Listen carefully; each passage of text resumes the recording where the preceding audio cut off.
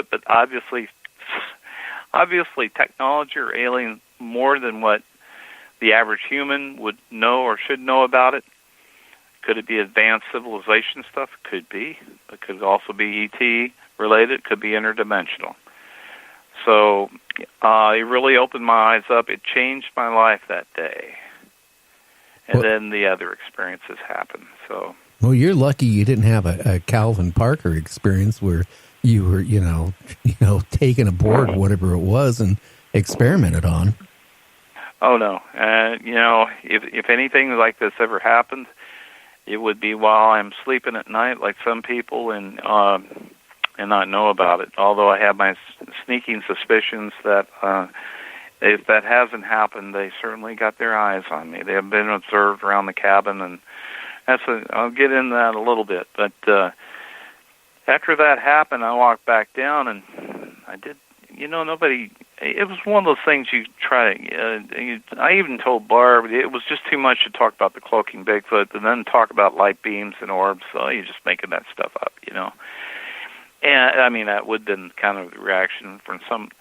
I don't know if I even brought it up. I think it was something that was a little. I couldn't express the impact of what I saw at the time, So I don't know if it was a case of disbelief or something, but it was. I felt that it was a bit. Either I downplayed it or the whole thing got downplayed for a while because the cloaker was the main thing that happened. That actually, see, the thing was we had that on film. We had that on video. My experience was just firsthand experience without any recording equipment. You see what I'm saying? But I knew that I had the personal experience, and I did not. When I had my YouTube channel doing videos, I did not attempt to even tell that story until a whole year later, and felt it was time for me to. Because what happened during the space of that year, then other events started happening, like being able to see a 12-foot tall Bigfoot in that same area only a month later, as I walked up the trail during the sunlight, and I saw him in a glimmering, shiny black.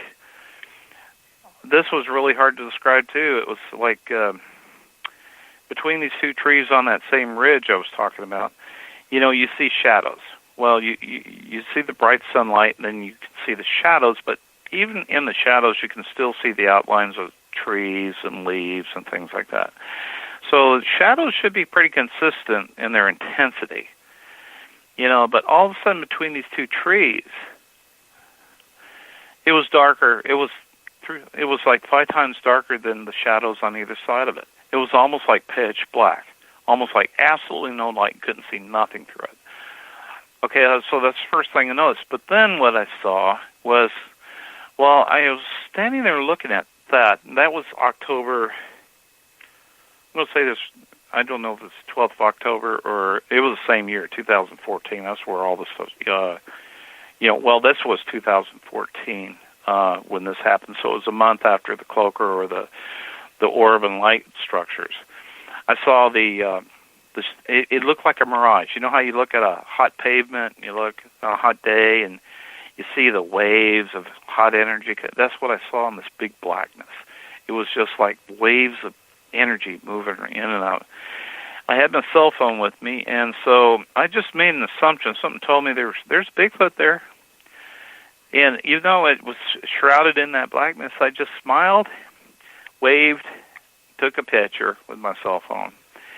Then I waited 15 seconds, got a little bit closer to it, smiled again, waved again, took a picture, and went back home. Okay. So it was only until I got on my computer. So I got it on my computer so I could see it bigger, and then but all of a sudden, I on the computer, you could see things better than you can just on a cell phone. Cell phone's not that good, because of the light and all that.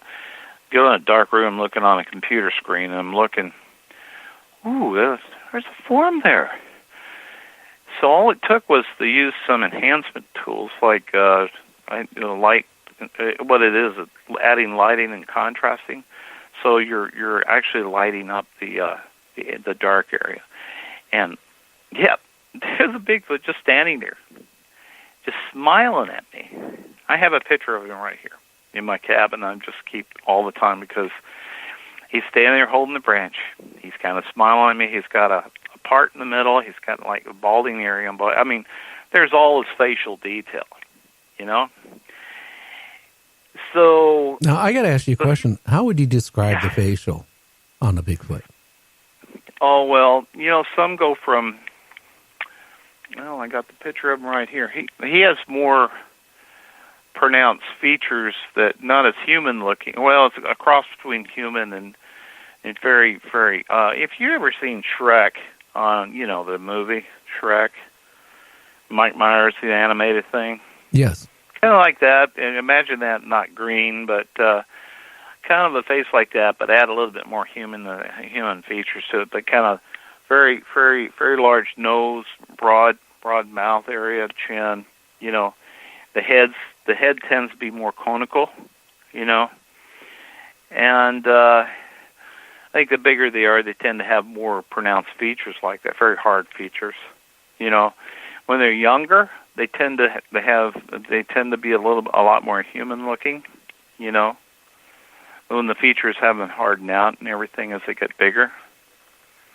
And I notice the hairline too. I need to draw this out actually because I noticed the hairline. It has kind of like we often think of the hair and then a widow's. We always associate a widow's peak with in the middle of your head, and then it goes out from balding like that. But they have kind of a widow's peak that's on the side of their face. The hairline goes around the eye, then kind of comes in on the chin, on the side of the face, and the widow's peak does, closer into the nose, and then comes back out and then down around underneath the chin, very close to the chin, and the rest of that becomes hair, kind of like. Their hair on that whole area, except in their center facial area is clear. Okay, that's what I noticed. Say again. I said. That's what I noticed with that the short glance I had. Mm-hmm. Yeah, there's the face tends to be more clear of facial hair. There might be a little bit, but it wouldn't be as. And sometimes the skin tone is more. Not as flesh tone as ours, but kind of silver gray a little bit, but a little bit of combination of the two,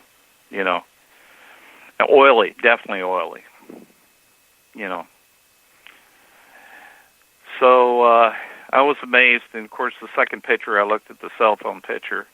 When I enhanced it, it was amazing because it was like, in this instance, he had his head turned in the second picture, was obviously seemed to be talking to someone else that was hidden behind where I couldn't see, and it was pointing his finger toward me. So I surmised that smiling because they knew that I knew they were there. And then because I waved at them, it just wanted to like, hey, check this out, pointing at me and telling the Sasquatch next to him, said, this is pretty cool. The human actually sees us, even though we're trying to hide ourselves, and doesn't even seem concerned to be running off or anything. So that was my that was either a major experience there. Yeah. And then, but then the very next year we get into the more anomalous stuff that seemed to happen. There were. There were several things that happened. Of course, I've had experiences in my yard.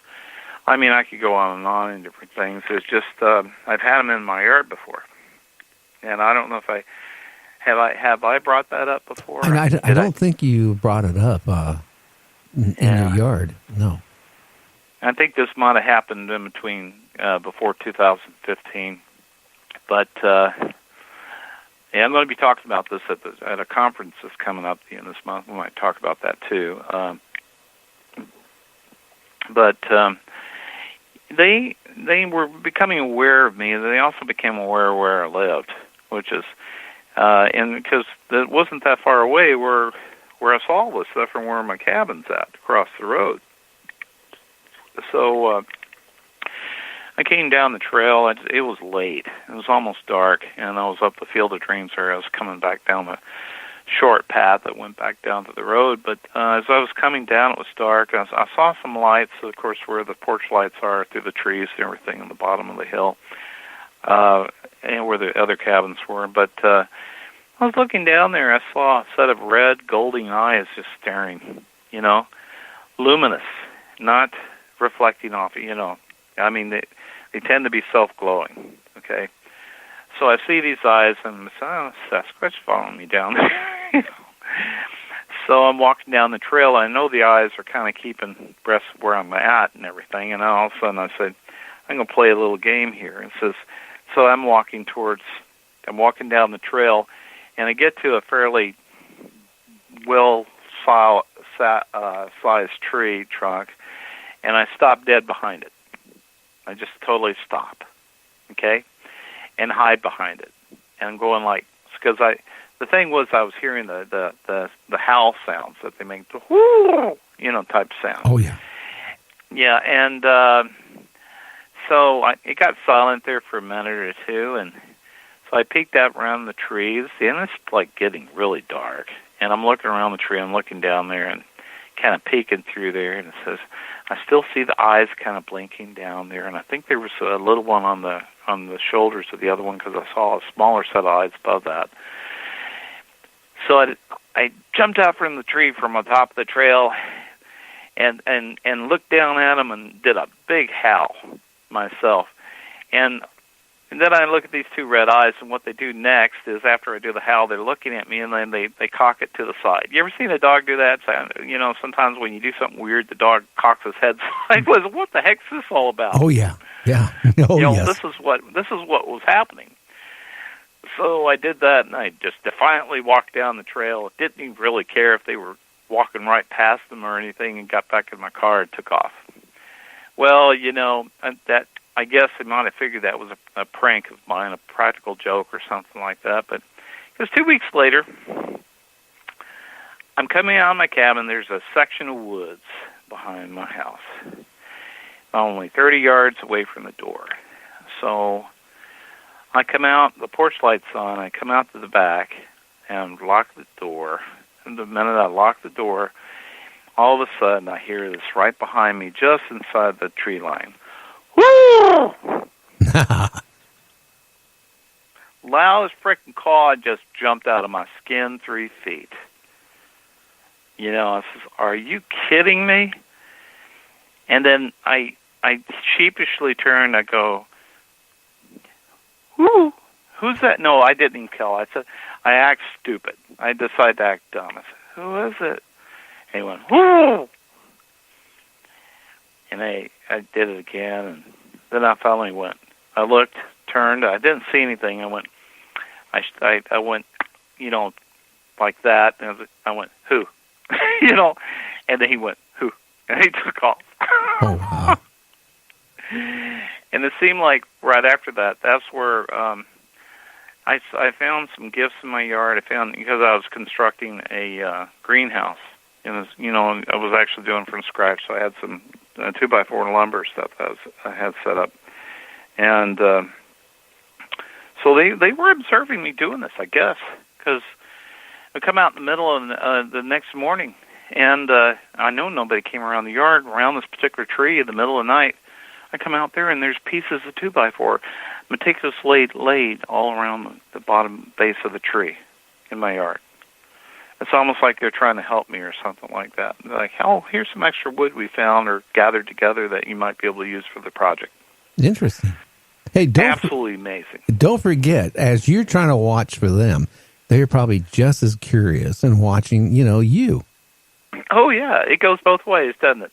Oh, yeah. I'll tell you about the real story. I don't know if you're coming close to a break, but I want to get into we got to go a break in about a minute and a half. Okay. Well, this will probably take pretty. The one time they were looking in, I looked over there at night, and I saw them watching TV through the neighbor's window. They were in the tree line because I saw the red eyes turning back and forth, and I said, hey, guys, well, come over here. That was a mistake. All of a sudden, they look back, and all of a sudden, I see these two red eyes coming across the tree line and jumping up to some logs that were laying in my yard. And it's already dark enough. I can't see anybody except I see the two eyes